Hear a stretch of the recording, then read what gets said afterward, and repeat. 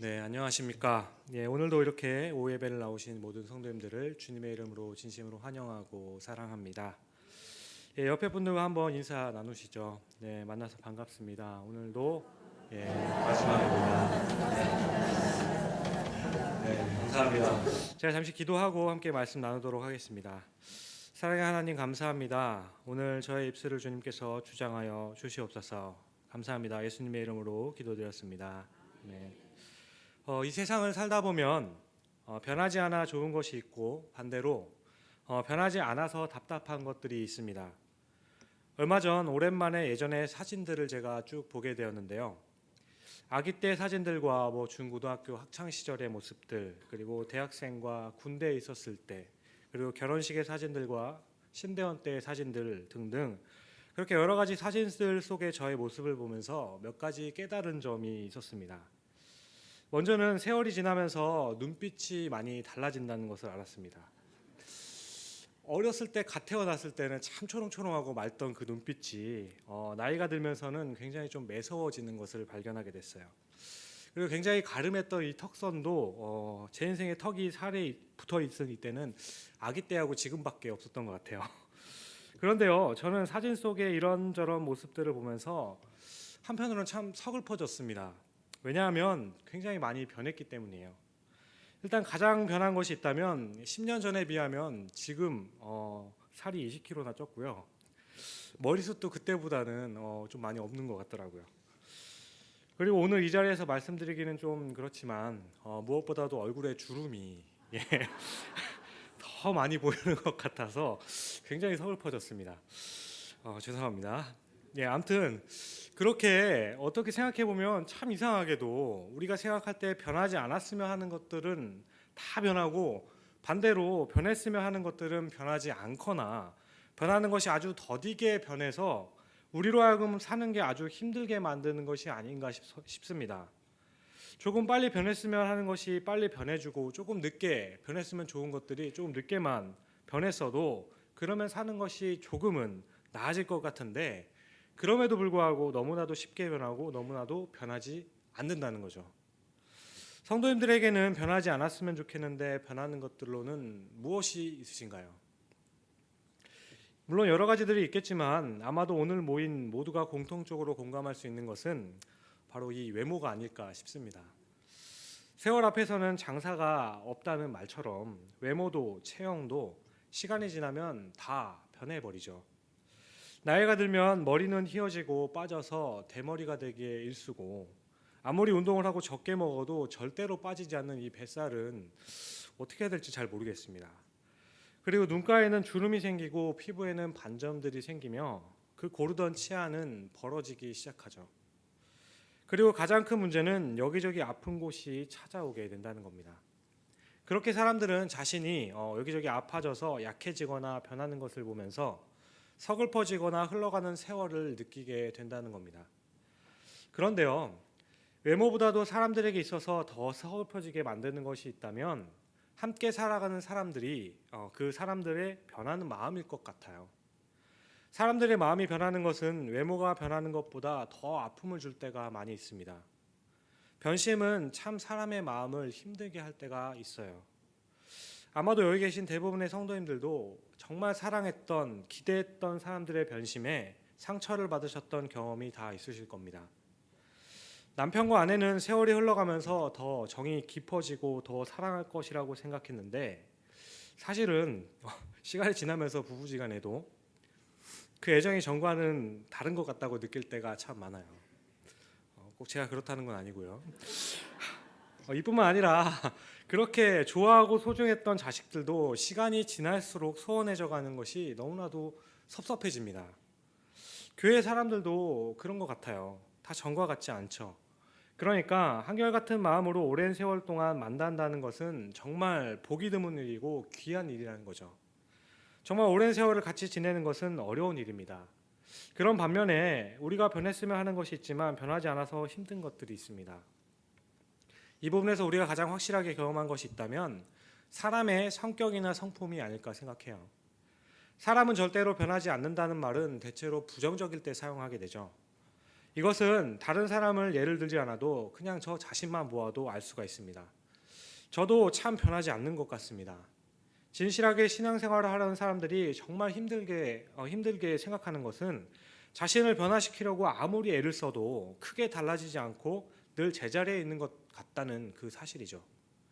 제 자신을 변화시키기 위해서 정말 열심히 기도도 해보고 하나님을 사랑하며 살아보려고 그렇게 몸부림을 쳐도 얼마 지나지 않아서 다시 이전의 자리로 돌아온 것 같은 것을 느끼게 될 때, 이제는 내 성격이 좀 변한 것 같았는데 언제인지 모르게 갑자기 누가 탁 건드리기만 하면 내 안에 치밀어 오는 그 분노를 느낄 때, 내가 하나님께 기도함으로 해결받았다고 생각했던 그 문제들이 나의 성품이 또다시 어떤 계기로 분출되어질 때 정말 좌절감 가운데 사람은 안 변한다는 것을 생각하게 됩니다. 그렇게 어떤 때는 이 말이 마치 진리인 것 같이 느껴질 때가 있어요. 그런데요, 어떤 사람이 주님이 좋아서 어떻게 할지를 모르겠다면서 열심을 내어서 신앙생활을 하는 모습을 보면, 그것을 보는 이미 열심을 내어보았던 사람들은 그렇게 열심을 내는 사람들을 부러워하기보다는 그냥 또 저러다 말겠지라는 생각을 하게 된다는 겁니다. 저렇게 한다고 해서 사람은 쉽게 변하지 않는다고 생각하기 때문이에요. 못된 성격과 나쁜 습관도 변하지 않고 고치기 어렵습니다. 변했으면 하는데 변하지 않는 것 중에 또 한 가지가 있다면 여건과 환경이 아닐까 싶어요. 한번 나빠지기 시작한 환경은 웬만해서는 돌이키기가 참 힘듭니다. 정말 몸부림을 치면서 일을 하지만 열악한 환경과 조건에서 시작한 사람들이 성공의 자리에 오른다는 것은 정말 극히 드문 일이에요. 대부분의 사람들은 정말 고생을 하는데도 불구하고 항상 제자리에 있는 것 같습니다. 모은다고 생각했는데 밑빠진 독에 물을 붓는 것처럼 다 어디론가 흘러가 버려서 땀 흘리고 고생하면서 수십 년의 세월을 보냈지만 손에 남는 것이 없다고 생각될 만큼 상황은 그렇게 쉽게 달라지지가 않는 거죠. 정말 기회는 누가 말했듯이 평생에 정말 딱 3번만 오는 것인지, 사람의 관계도 그리고 환경과 조건도 이 기울어진 전세도 한번 틀어지거나 주저앉으면 아무리 노력을 해도 개선되지 않는 것처럼 보여요. 이런 변화에 관련되어서 이런 이야기가 쉽지 않은 이유가 있다면 사람의 마음의 변덕스러움이 아닐까 싶어요. 우리가 무엇을 원하는지 모를 만큼 우리의 마음은 계속해서 변한다는 겁니다.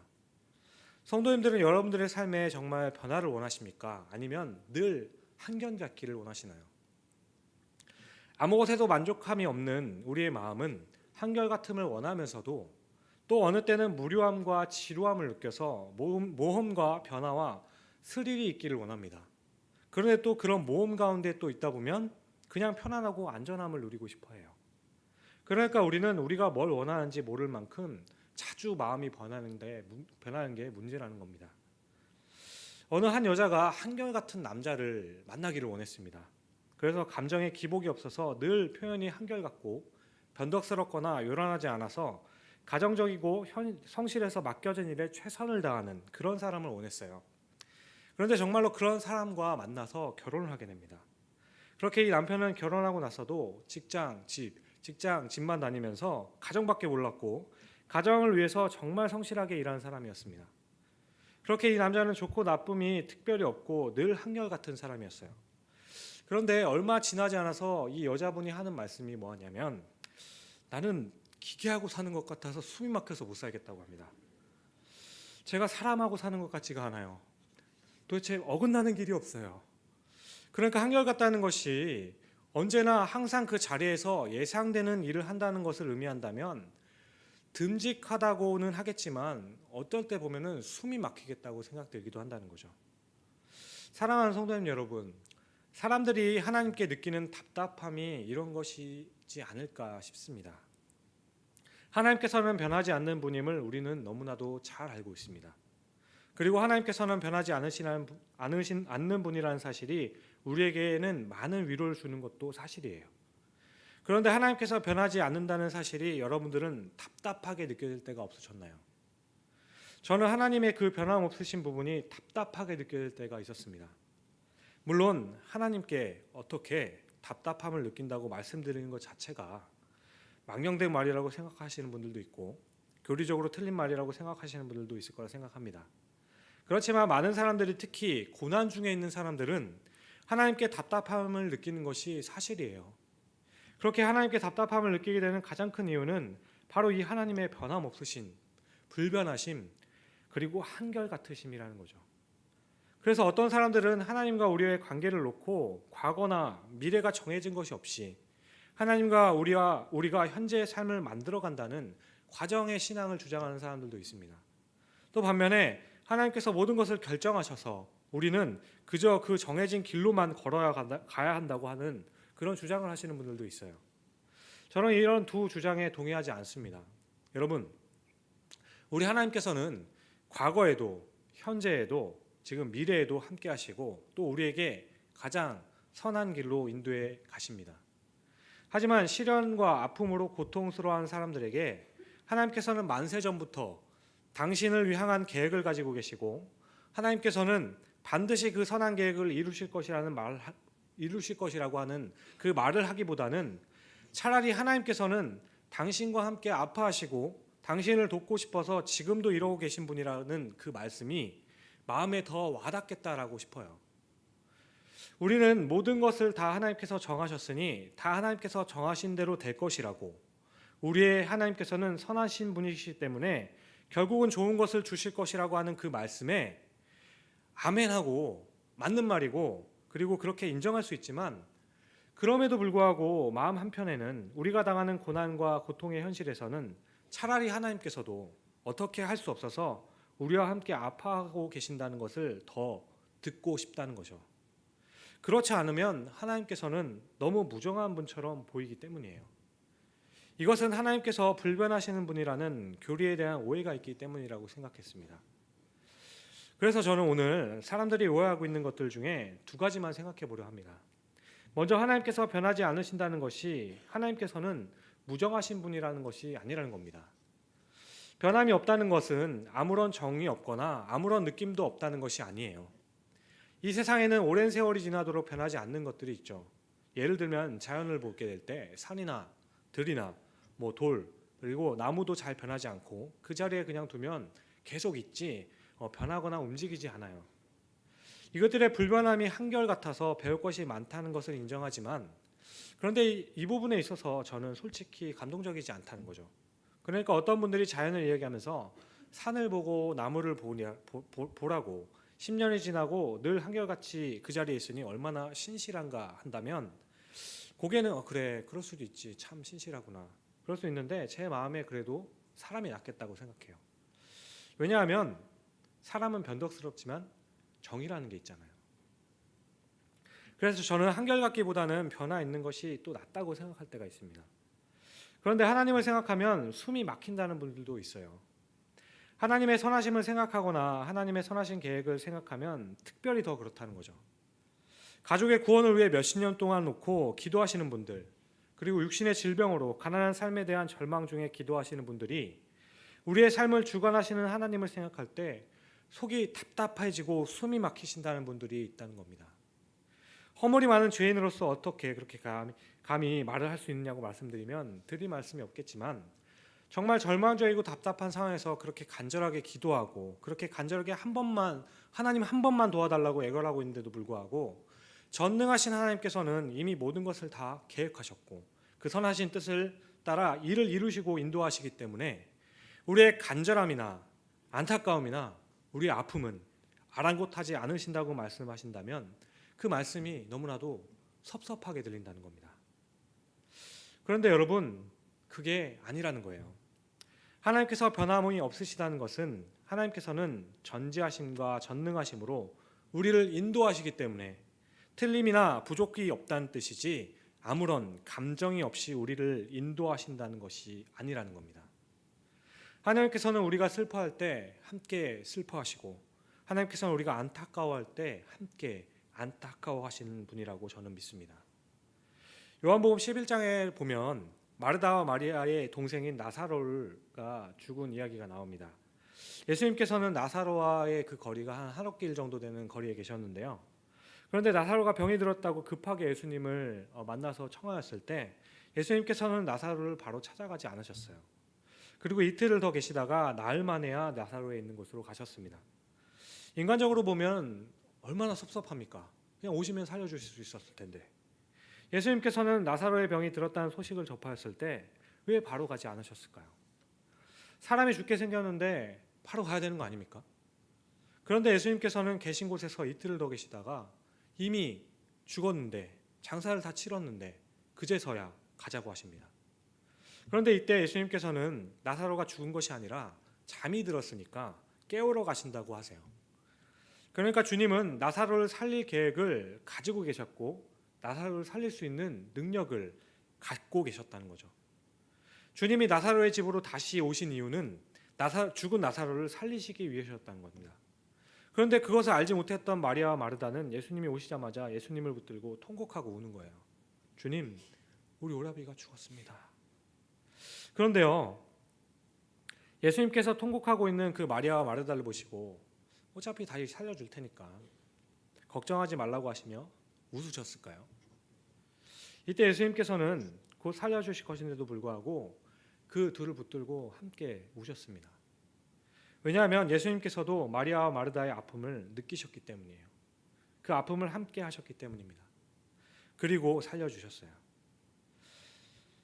저는 자연의 신비나 네오그로피 그런 거 있잖아요. 동물의 왕국 같은 거, 그런 거 보는 거 굉장히 좋아하거든요. 왜냐하면 하나님께서 만드신 그 자연의 섭리를 보면 감탄스럽기도 하고 그 속에서 나오는 동물들과 식물들 그리고 곤충들이 왜 그렇게 생겼고 왜 이런 역할을 하고 있는지 알려줄 때에는 그것을 만드신 하나님을 다시 한번 찬양하게 되기 때문이에요. 그런 중에 한 번은 누에고치라는 나방이 나오는 것을 주의 깊게 본 적이 있는데요. 이때 누에가 고치를 뚫고 어떻게 나방이 되는지를 정교하게 되게 초절정 카메라로 이렇게 찍어서 보여주는데요. 누에는 몇 시간을 자신이 뱉어내었던 실로 만들어낸 고치 안에서 그 고치를 벗어나기 위해서 몸부림을 칩니다. 그리고 조금 있다가 보니까 자그마한 구멍이 하나가 생기게 되고 그 누에 나방은 그 구멍 사이로 나오기 위해서 몸부림을 치게 되죠. 그런데 어찌된 일인지 나오려고 하는데 어느 한 곳에서 몸이 딱 걸려가지고 나오지를 못하는 거예요. 진짜 거기만 딱 통과하면 금방이라도 나와서 날아갈 것 같은데 걸려서는 다시는 들어갈 수도 없고 다시 나올 수도 없고 하는 오도가도 못하고 하는 상황이 있는 거죠. 그 모습을 보면서 제가 볼 때에는 진짜 거기에 걸려 있다가 죽을 것 같았어요.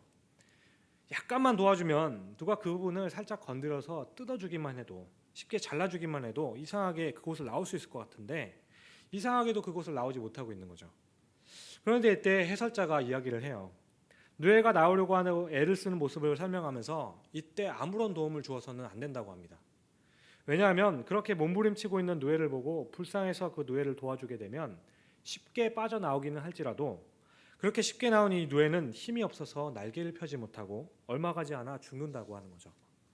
그리고 이어서 설명하기를 누에가 고치를 벗어나기 위해서 몸부림을 치는 그때가 정말 중요한데 나방은 그때 몸부림으로 인해서 몸으로부터 날개에 진액을 보내게 된답니다. 그래서 날개는 그 진액으로 인해서 힘을 낼 수 있는 튼튼한 날개를 완성시킨다는 거죠. 그러니까 누에 나방은 그 고치를 벗어나기 위해 몸부림을 칠 때 날개 곳곳에 액을 보내 크고 튼튼한 날개를 만들 수 있게 하나님만이 아시는 방법이 숨어 있었다는 거죠. 누에 나방에 있어서 아무리 힘들어도 자기 스스로가 그것을 벗고 나올 수 있도록 그 힘을 키울 수 있도록 두어야 하는 것인데 너무 안 되어서 보다가 저러다가 죽겠다고 생각되어서 불쌍해서 그냥 좀 쉽게 해주겠다고 도와두게 되면 나방을 도와주려던 그 자비의 행위가 사실은 나방을 불행하게 만드는 가장 잔인한 행위가 된다는 겁니다. 올해 8월에 제가 구역을 맡게 되고 얼마 되지 않아서 가을 신방이라는 걸 한번 해봤어요. 처음 해봤는데 그렇게 구역 식구들의 기도 제목을 받아서 보는데 이런 생각이 들더라고요. 참 나방 그 고이츠처럼 틈새는 너무 좁고 그 틈새를 빠져나오려고 안간힘을 쓰고 있는 분들이 참 많이 있다고 생각했습니다. 그래서 저는 정말로 그렇게 안간힘을 쓰고 있는 분들을 보면서 저라도 좀 도와드릴 수 있으면 참 좋겠다라고 생각을 했어요. 너무너무 힘들어하시는 분들, 사업이 어려우신 분들, 또 식당을 하시는 분들을 보면 정말 조금만 도와주면 확 일어설 것 같은데 저라도 정말 도와드리고 싶었습니다. 그런데 왜 제가 안 도와드리냐면 저는 돈이 없어요. 네, 제가 가진 돈이 없어서 못 도와드려요. 그리고 몸이 아픈 분들이나 불편한 분들, 정말 힘들게 몇 년을 투병하시는 분들을 보면 저에게 신유의 능력이 좀 있어서 기도를 딱 하면은 이렇게 고쳐줄 수 있으면 정말 좋겠어요. 그렇게 아프신 분들을 보면 다시 회복되어 건강하게 주님을 섬기며 살아가게 도와드리고 싶을 때가 한두 번이 아닙니다. 그런데 저는 못해요. 이것도 똑같은 거죠. 저는 능력이 없기 때문이죠. 그런데 우리 주님은 어떤 분이십니까? 우리 주님은 능력이 있으셔서 무엇이든지 하실 수 있는 분이에요. 그렇다면 그 주님께서 도와주셔야죠. 그런데 주님은 잘 안 도와주세요. 그러니까 여러분들의 힘들고 어려운 그리고 아픈 그 사정들을 보면서 저는 저에게 힘만 있으면 도와드리겠다고 생각하고 있으니까 사랑과 자비가 있다 말하고, 반대로 그 상황들을 보시면서도 도와주지 않고 계시는 하나님을 향해 오히려 몰인정하고 매정한 분이라고 말할 수 있겠냐는 거죠. 그러나 제게 능력이 있어서 여러분들의 어려운 상황을 다 해결해 드리면 좋겠지만, 하나님께서도 우리가 원하는 대로 다 들어주시면 좋겠지만, 방금 말씀드린 누에 고치를 도와주어서 쉽게 빠져나오게 한다면 그것은 누에를 살리기 위한 일이 아닌 것처럼, 사랑하는 성도님 여러분, 하나님께서 변하지 않으신다는 것은 하나님께서는 어떤 경우에도 이 인간의 부르짖음이나 호소에도 절대로 도와주지 말아야 할 그 부분에서는 절대로 도와주지 않는다는 겁니다. 하나님께서는 우리에게 좋은 일이 아님에도 불구하고 그저 너무나도 부르짖고 있기 때문에 불쌍해서 우리의 일을 이루어 주시는 분이 아니라는 거예요. 하지만 그것을 벗어나기 위해서 몸부림치고 있는 우리들을 보면서 어차피 벗어날 거니까 무관심하거나 반응을 보이지 않거나 아니면 아무런 감정도 없는 것이 아니라, 우리 주님께서는 우리가 느끼는 그 감정의 몇천 배는 더 같이 느끼고 아파하신다는 겁니다. 이것은 하나님의 불변하심과는 상관이 없는 이야기예요. 하지만 우리는 하나님의 변함없으심을 마치 감정이 없는 분처럼 오해하는 경우가 있다는 겁니다. 그렇게 하나님께서 변함이 없으시다는 것에서 오해하는 것, 그 첫 번째가 무정함이라면 두 번째는 바로 무반응입니다. 하나님께 대하여 사람들이 많이 오해하는 부분 중에 또 다른 하나는, 하나님께서는 모든 것을 계획하셨고 이미 계획해 두셨기 때문에 아무것도 하지 않고 미동도 하지 않으시는 분이라고 생각합니다. 그러니까 하나님께서는 너무 힘들어서 이제는 못 참겠다고 그렇게 소리를 쳐도 누가 뭐라 해도 미동도 하지 않는 분이시기 때문에 그 계획에서 벗어나는 것에서는 반응도 하지 않는다는 거죠.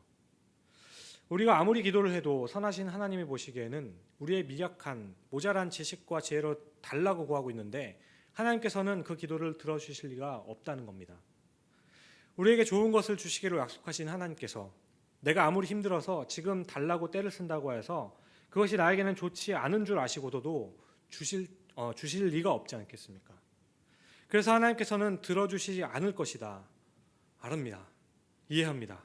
그런데 여기서 우리가 너무 섭섭한 것은 하나님께서는 모든 것을 아시고 좋은 것을 가지고 안 주시는 것이 섭섭한 게 아니라 우리에게 아무런 말씀도 안 해주시는 것이 좀 섭섭합니다. 우리의 울부짖음에 반응해 주시지 않는 하나님께 섭섭한 마음이 생기기도 한다는 거죠. 제 딸 소율이는 막대 사탕을 굉장히 좋아합니다. 얼마나 좋아하냐면 샤워를 할 때도 이거 두 개를 꼭 들고 있어야 돼요. 그리고 심지어 잠을 잘 때에도 이불에 묻히지 않기 위해 비닐봉지에 잘 싸서 손에 꼭 쥐고 잠이 들곤 합니다. 그러던 어느 날 소율이가 잠을 자야 하는 시간에 저에게 와서 사탕을 달라고 해요. 그런데 저는 자는 밤에 사탕 먹는 것이 소율이에게 좋지 않기 때문에 주지 않기로 마음을 먹습니다. 저의 결정은 누가 보아도 현명한 거죠. 반대로 3살짜리 딸이 무슨 생각이 있겠냐마는 소율이의 그 생각은 누가 보아도 어리석은 거예요. 어쨌든 제가 사탕을 주지 않자 소율이는 아빠 하면서 떼를 쓰고 울보고 바닥을 뒹굴면서 난리가 납니다. 하지만 저는 꿈쩍도 하지 않고 절대로 사탕을 주지 않아요. 한번 하면 하는 사람이니까. 아직 아이라서 잘 몰라서 그런 것을 알기 때문이에요. 그렇게 저는 아이가 울고불고 바닥에서 뒹굴고 난리 부르스를 치는데 저는 아랑곳하지 않고 샤워를 하고 잠을 잘 준비를 합니다. 그리고 생각하기에 내가 그 나쁜 건데 아무리 울어봐라 내가 주나 봐라. 그리고 절대로 주지 않아요. 그리고 아이의 울음에 반응하지 않습니다. 좋은 아버지일까요? 그런데요, 제 딸 소율이는 사탕을 먹고 싶어서 그렇게 막 울다가도 나중에는 아무리 울고 떼를 써도 아무런 반응을 보이지 않는 저에게 섭섭함을 느끼는 겁니다. 평소에 자기가 아는 아빠는 자기를 그렇게 좋다고 안고 뽀뽀하고 못살게 굴고 난리치던 아빠인데, 그럼 아빠가 갑자기 돌변한 것 같고 왜 나에게 관심을 주지 않는 걸까라는 라는 그런 생각에 섭섭함을 느끼게 된다는 거죠. 그렇게 이제 아빠는 나를 사랑하지 않는 걸까? 이렇게 떼를 쓰고 있는데, 이렇게 난리 부르스를 치는데 왜 나를 봐주지도 않는 걸까? 하면서 저에게 섭섭해집니다. 사랑하는 성도님 여러분, 이런 것이 바로 우리가 하나님께 갖게 되는 오해가 아닐까 생각해요. 우리가 기대하는 아버지는 아이에게 절대로 사탕을 주진 않지만 왜 사탕을 안 주는 것인지 알려주고 내일 먹자고 타이르고 안아주고 서글퍼진 아이의 마음을 달래줄 겁니다. 그러니까 너를 위해서 사탕을 주지 않는 것임을 다시 한번 확인시켜주고 다른 것으로 관심을 돌릴 수 있도록, 더 좋은 곳으로 돌릴 수 있도록 도와주시는 아버지가 정말 좋은 아버지라는 거죠. 그렇게 우리가 기대하는 우리 아버지 되시는 하나님의 모습은 내가 원하는 것을 다 들어주시지는 않더라도, 내가 원하는 것을 모든 것을 다 응답하지는 않더라도, 우리가 구하는 것 다 들어주지 않고 내가 구하는 것들이 철없어서 구하는 것이라고 할지라도 그건 아니야 라는 말씀 한마디만 해주셔도 좋겠다는 거죠. 아니면 내가 너와 함께 할 거니까 걱정하지 말고 두려워하지 말라고 말씀하시면서 왜 지금 안 되는지, 왜 그렇게 되는 것인지 조금만 설명해 주시면 견디고 참을 수 있을 것 같다는 겁니다. 하지만 우리가 하나님께 구할 때 그런 일조차 없다고 생각되어서 우리는 하나님께 섭섭하다고 느낄 때가 있다는 겁니다. 그래서 가끔은 우리의 기도가 마치 벽에다 대고 말을 하고 있는 것 같은 느낌을 받을 때가 있어요. 아무도 듣지 않고 반응하지도 않는데, 아무도 아무런 관심도 없는데 나 혼자 힘들고 답답하고 어려워서 발을 동동 구르고 있는 모습이 아닐까 싶어요. 그렇지만 그래도 하나님이 혹시 도와주실까 해서 하나님을 간절히 부르짖고 있는 모습이 우리의 기도의 모습이라고 생각되셨던 분 적이 없으신가요? 그러므로 자칫 잘못해서 하나님의 불변하심이 우리가 잘못된 기도를 하기 때문에 대꾸하지 않으시고 어차피 하나님께서는 계획을 바꾸시지 않으실 것이기 때문에 우리의 기도를 들은 척하지 않으시는 분이라는 인상을 우리가 만약에 갖게 된다면 하나님의 불변하심에 대한 오해라는 겁니다. 우리 하나님께서는 아니라고 해도 우리에게 응답하여 주십니다. 여러분, 우리 하나님께서는 정말 터무니없는 것을 구할 때라도 우리에게 반응해 주세요. 우리가 말도 안 되는 것을 가지고 하나님 앞에서 떼를 쓰더라도 하나님께서는 그 방법이 무엇이 되었던지 간에, 또 당장은 아니더라도 설교를 통해서, 찬양을 통해서, 아니면 다른 사람들을 통해서, 그리고 기도하는 중에 생각과 마음을 통해 반드시 반응해 주십니다. 때로는 책망을 하시고, 때로는 위로를, 때로는 격려를, 때로는 다른 것을 주시면서 우리의 기도에 하나님께서는 반드시 반응하세요. 그러니 한 가지를 놓고 비록 오랫동안 기도했는데 반응이 없는 것 같더라도 포기하지 마시길 바랍니다. 사랑하는 성도님 여러분, 우리 하나님께서는 정하신 뜻이 있기 때문에 그 뜻을 바꾸시지는 않겠지만, 아니 반대로 하나님께서 그 뜻을 바꾸시지 않는다는 것이 우리에게는 오히려 더 믿을만하고 훨씬 더 신뢰할 만한 것입니다. 왜냐하면 우리 하나님은 우리를 달래시고 위로하시고 힘을 주시고 마음의 평안을 주셔서 하나님께서 우리를 향해 정하신 길을 갈 수 있도록 우리를 도와주시고 우리와 동행하시는 분이 바로 우리의 하나님이시기 때문이에요. 주 안에서 사랑하는 성도님 여러분, 하나님께서는 변하시지 않는 분이라 해서 하나님께서 우리에게 가지고 계신 계획이 있다고 하여서 그 계획을 이루시기 위해서 하나님께서는 우리를 무정하게 대하시는 분이 아니라는 겁니다. 오늘 본문은 이것을 말씀하고 있는 거예요. 야고보 사도는 태양과 그림자의 비유를 통해서 하나님을 설명하고 있는 겁니다. 17절을 보시면 하나님께서는 변함도 없으시고 회전하는 그림자도 없으시니다 라고 하십니다. 여기서 말씀하고 있는 회전하는 그림자는 해시계와 같이 막대기를 세워서 놓았을 때 생기는 그림자를 가리킵니다. 아침에 해가 뜨면 서쪽으로 그림자는 드러워지게 되겠죠. 그리고 정오가 되면 가면 갈수록 그림자는 거의 짧아지다가 정오가 되면 그림자가 거의 보이지 않게 됩니다.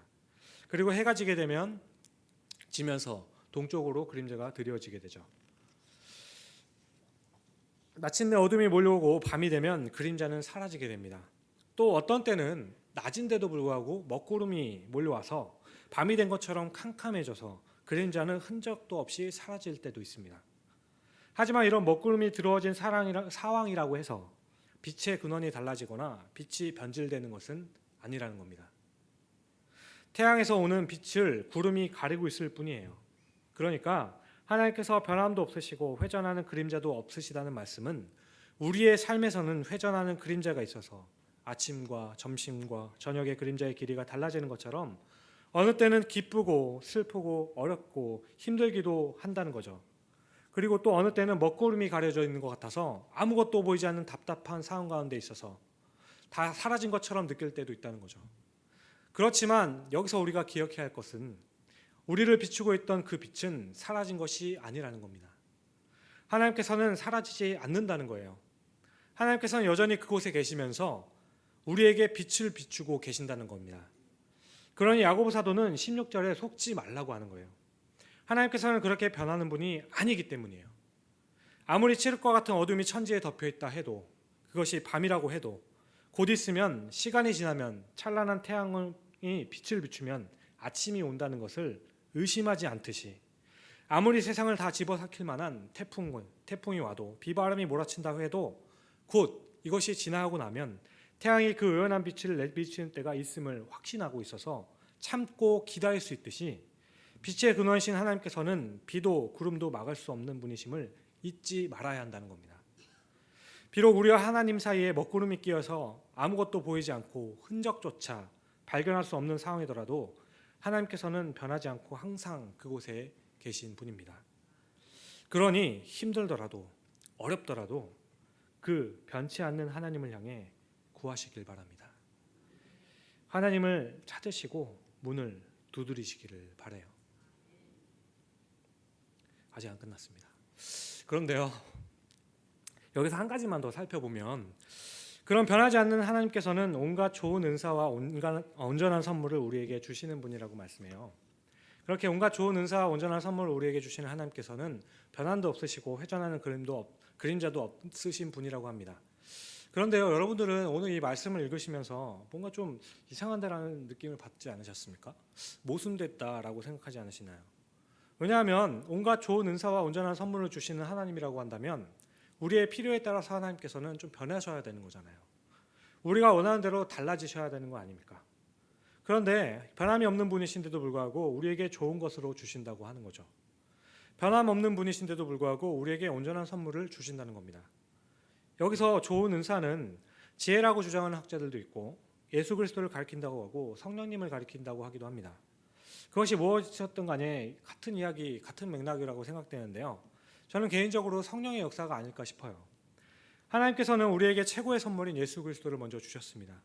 예수님께서는 우리의 구원을 이루어 주시기 위하여 십자가에 돌아가시기 전에 내가 가면 곧 보혜사 성령을 보내주신다고 약속하셨어요.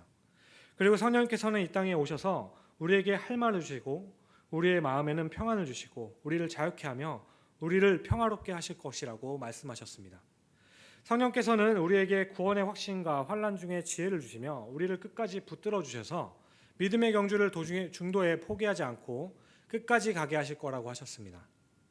성령께서는 어두움 중에서도 소망을 가지게 하여 주시고 상처받는 영혼과 마음을 위로하여 주시며 예수 그리스도를 믿음으로 하나님의 사랑과 구원의 확신을 가지게 할 거라고 말씀하셨습니다. 그러니까 무슨 말씀을 드리고 싶은 것이냐면, 우리 하나님께서는 계획을 바꾸시는 일이 없으며 우리가 때를 쓰고 힘들다고 부르짖는다고 해서 그 뜻이 달라지는 일은 없겠지만, 그 하나님의 뜻을 이루심에 우리를 무정하게 대하지 않으시고 우리를 기계처럼 대하지 않기 위해서 성령을 우리에게 주셨다는 겁니다. 그런 성령은 우리 안에 내주하시면서 예수 그리스도를 구주로 믿어 주의 백성된 모든 사람들이 믿음의 경주를 하는 동안에 성령께서 우리의 마음을 위로해 주시고 격려해 주시고 새 힘을 부어 주시며 마음의 평안을 주시고 담대함을 주신다는 겁니다. 우리 하나님께서는 하나님의 뜻이 있기 때문에 더 이상 못 가겠다고 버티면 그냥 팔을 부여잡고 끌고 가시는 분이 아니라는 거예요. 우리의 의지와는 관계없이 우리 마음대로 다루시는 그런 하나님이 아니라는 겁니다.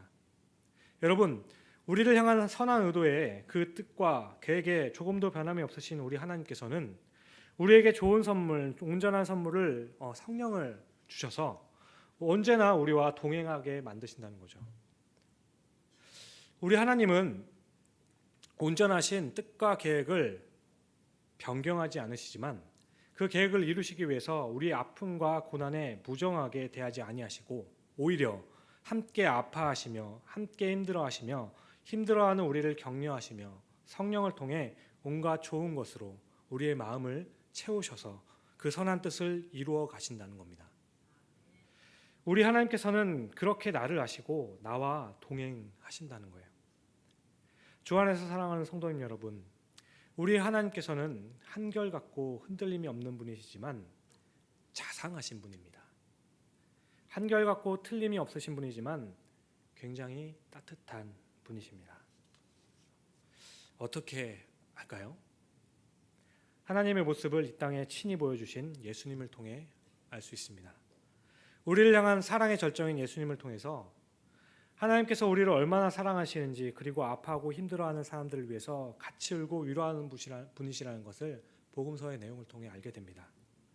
전능하신 하나님이시지만 이 땅에 오셔서 울고 있는 과부를 보시거나 아파하는 사람들을 보시거나 자식 때문에 괴로워하는 사람들을 보면 함께 우셨던 분이 바로 우리 주님이었다는 거죠. 그러므로 인간의 약함을 아시는 그 하나님께서는 그 아들 예수 그리스도를 통해 우리를 구원하신 다음에 우리의 연약함으로는 그 하나님의 선하심을 이룰 수가 없기 때문에 보혜사 성령을 보내주셨던 것입니다. 그렇게 하나님께서는 성령을 통해, 말씀을 통해 우리의 마음을 위로하시고 격려하시며 책임과 용기를 주시며 우리에게 온갖 좋은 선물을 주셔서 믿음의 길을 잘 걸어갈 수 있도록 하시는 것입니다. 바로 그분이 우리 아빠, 아버지 하나님이신 겁니다. 따라서 여러분, 하나님의 계획이 변치 않고 뜻이 달라지지 않는다고 생각되어서, 그렇다고 하여서 우리는 기도를 멈출 수 없는 겁니다. 하나님의 뜻이 바뀌지 않을 것이니 이제는 너무 지쳤으니 하나님께서 이제는 다 알아서 해주십시오, 그렇게 내버려 둘 수 없는 거예요. 왜냐하면 우리에게 가장 중요한 것은 그 하나님과 함께 동행하는 것이기 때문이에요. 그분이 바로 우리 주님이십니다. 그러므로 아무쪼록 이번 한 주간도 주님께서 여러분과 함께 하시고 여러분들을 틀림없이 지켜주실 것이니 주님께 은혜를 늘 구하시길 바랍니다. 그러면 우리 하나님께서는 여러분들에게 감당할 힘을, 온갖 좋은 은사와 온전한 선물을 한없이 부어주실 겁니다. 이번 한 주간의 삶에서 그런 하나님을 온전히 누리며 살아가는 우리 여기 모인 우리 모든 성도님들 되시기를 주님의 이름으로 간절히 축원드립니다.